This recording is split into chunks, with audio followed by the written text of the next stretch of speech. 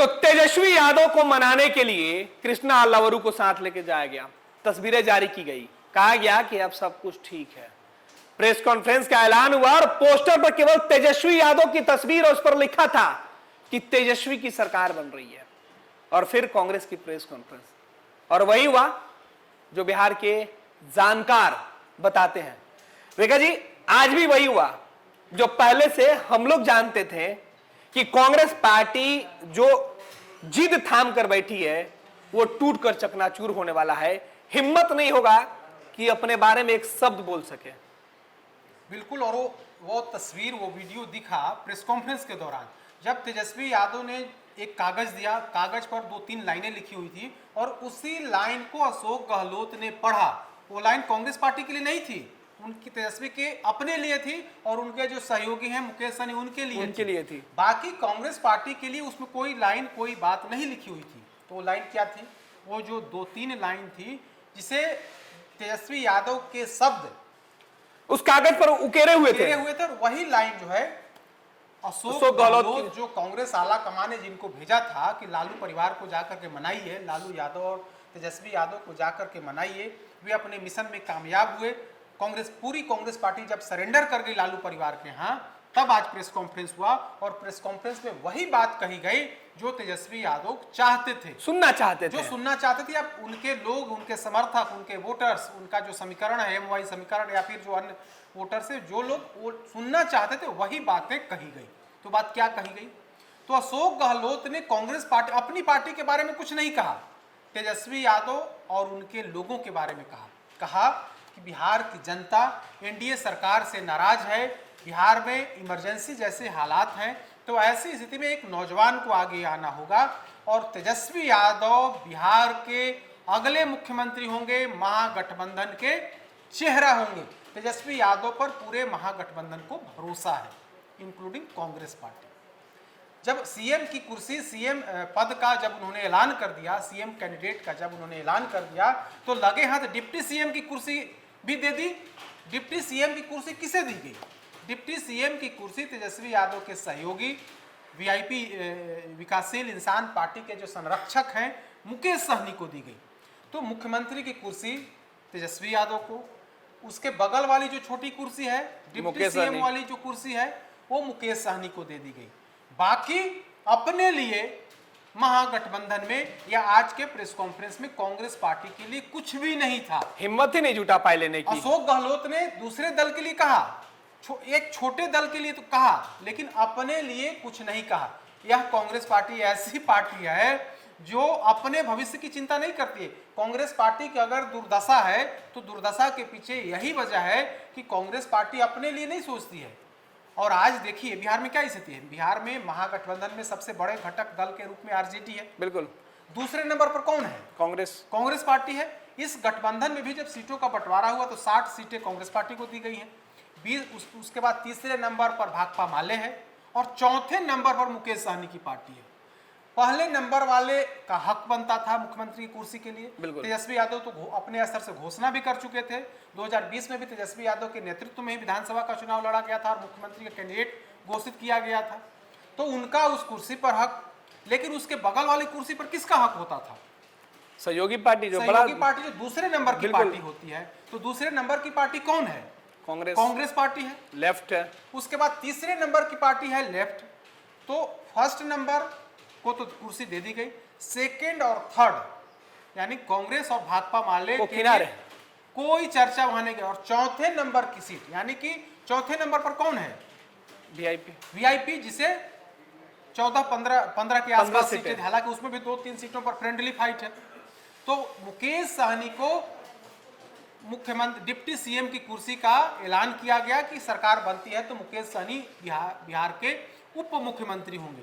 लेकिन कांग्रेस पार्टी ने यह नहीं कहा कि हमारे दल से भी उम्मीदवार उप मुख्यमंत्री होंगे। अशोक गहलोत ने कहा कि अन्य जातियों का भी इसमें ख्याल रखा जाएगा, समीकरण देखा जाएगा और उस हिसाब से अन्य डिप्टी सीएम बनाए जाएंगे। लेकिन आपने तो आधिकारिक तौर पर ऐलान कर दिया कि उप मुख्यमंत्री बनेंगे तो मुकेश सहनी बनेंगे। उसके बाद तो अब मुख्यमंत्री भी अगर डिप्टी सीएम भी बनेंगे तो दूसरे नंबर के डिप्टी सीएम बनेंगे। जिस तरह से बिहार में वर्तमान की अगर बात करें तो 2 डिप्टी सीएम है, बिल्कुल। तो नंबर 1 वाले डिप्टी सीएम कौन है? सम्राट चौधरी हैं। और नंबर 2 वाले डिप्टी सीएम कौन है? विजय सिन्हा। तो आज आपने घोषित कर दिया, तो मुकेश सहनी अगर कई डिप्टी सीएम बनेंगे तो मुकेश सहनी तो नंबर 1 वाले डिप्टी सीएम हुए, यानी कि चौथे नंबर की जो पार्टी है वो नंबर 1 डिप्टी सीएम की कुर्सी ले ली। और कांग्रेस पार्टी जो राष्ट्रीय पार्टी है, जिसके पास आज भी महागठबंधन में दूसरे नंबर की हैसियत है, उस पार्टी को कोई वजूद नहीं। तो यही हम कह रहे थे कि यह कांग्रेस पार्टी ऐसी पार्टी है जो जिसको अपनी ताकत है ही नहीं। बिहार के अंदर कांग्रेस पार्टी की कोई ताकत नहीं है, वो राजद के प्रकाश से प्रकाशित होने वाली पार्टी है। अगर ऐसा नहीं होता तो अशोक गहलोत जैसे बड़े कद्दावर नेता, राजस्थान से 3 बार के मुख्यमंत्री, केंद्रीय मंत्री रहे हुए जो शख्स आता है और पूरे तौर पर सरेंडर करते हैं, वो अपनी पार्टी की बात नहीं करते हैं, वो मुकेश सहनी की बात करते हैं। अपने दल से कितने डिप्टी सीएम होंगे यह बात नहीं करते हैं, जबकि उनके ही दल से बार बार यह डिमांड उठते रही है कि 2 डिप्टी सीएम होना चाहिए, एक अल्पसंख्यक समाज मुसलमान जाति का और दूसरा जो है वो अगड़ी जाति का होना चाहिए। और इसके बाद भी अशोक गहलोत ने अपनी बात नहीं करी।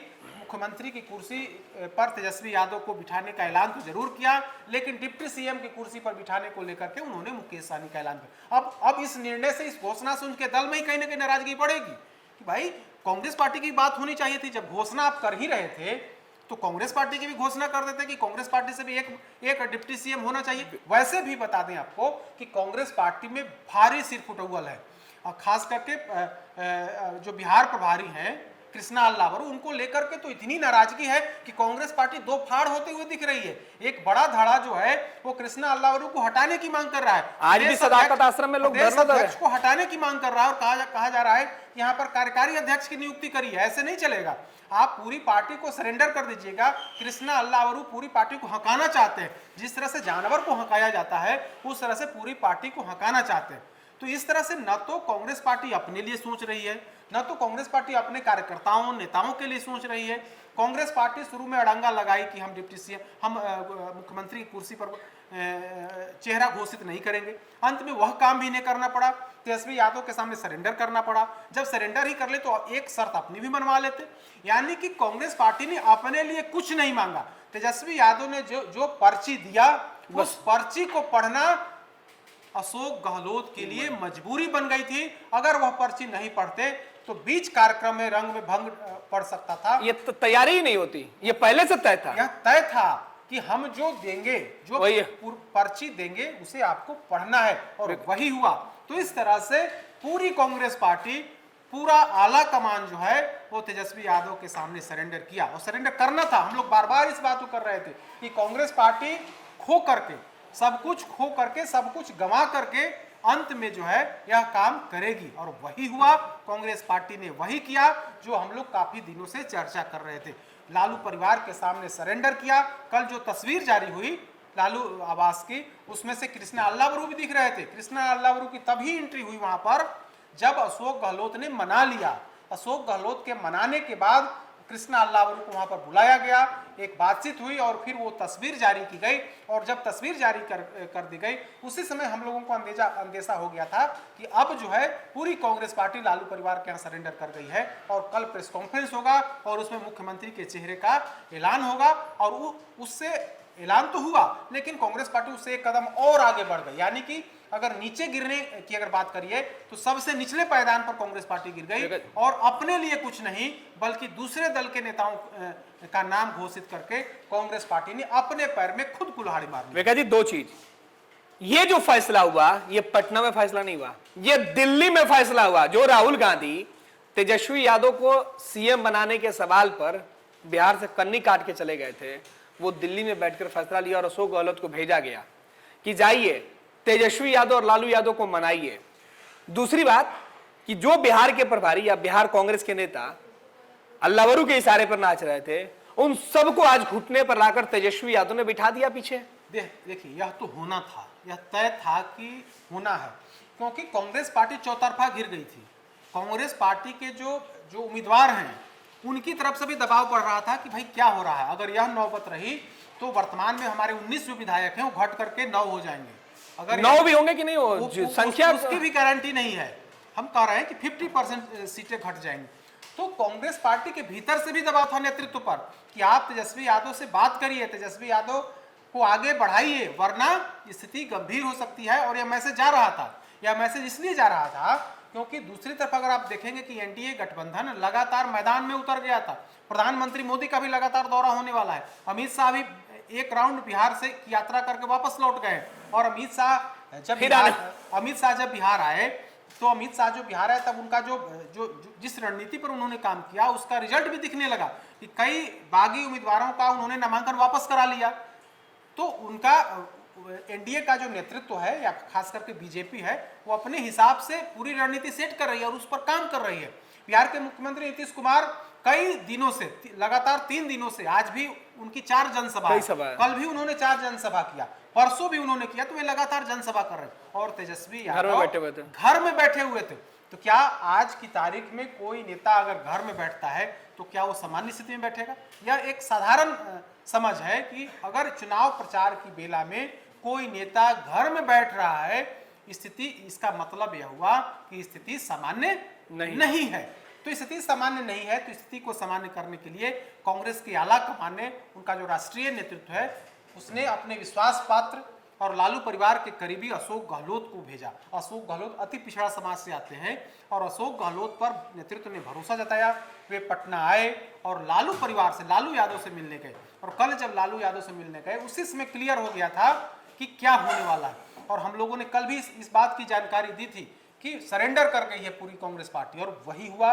कांग्रेस पार्टी सरेंडर कर गई और कांग्रेस पार्टी इतनी ही बात कही जितना तेजस्वी यादव की तरफ से कहा गया था। तेजस्वी यादव की तरफ से जो पर्ची दी गई थी उसमें लिखा गया था कि महागठबंधन में मुख्यमंत्री बनेंगे तो तेजस्वी यादव बनेंगे। और दूसरी जो लाइन लिखी गई थी, वो लाइन यह लिखी गई थी कि अति पिछड़ा का नेता बिहार का अगला डिप्टी सीएम होगा। वह अति पिछड़ा का नेता मुकेश सहनी होगा। यानी कि 2 नामों के बारे में स्पष्ट, और तीसरे नामों के बारे में कोई चर्चा नहीं। कांग्रेस पार्टी का क्या भविष्य होगा, कांग्रेस पार्टी का डिप्टी सीएम होगा या नहीं होगा, इसके बारे में कोई चर्चा नहीं की गई थी। और क्लियर कर दिया गया था कि आगे क्या होगा, यह भविष्य के गर्त में है। बिल्कुल। तो कांग्रेस पार्टी को घुटने पर लाकर बिठा दिए तेजस्वी यादव ने। राष्ट्रीय जनता दल के सामने कांग्रेस ने घुटने टेक दिए। अल्लावरू और उनका तमाम रणनीति फेल हो गया। कांग्रेस जो बिहार में तेजस्वी यादव को मुख्यमंत्री मानने से इनकार कर रही थी, आज तेजस्वी यादव के सामने अपने लिए 2 कुर्सी तक नहीं मांग पाई। गोल, जहां 28 वर्षों के सफर में 18,000 से भी अधिक छात्रों ने डॉक्टर एवं इंजीनियर बनकर भरे सफलता की ऊंची उड़ान, जहां साधारण छात्र भी असाधारण सफलता प्राप्त कर बना रहे इतिहास। दूरदर्शी शिक्षाविद श्री बिपिन सिंह के मार्गदर्शन में मेडिकल एवं इंजीनियरिंग के लाखों छात्रों के लिए आशा की किरण के रूप में। गोल, द रिजल्ट फैक्ट्री।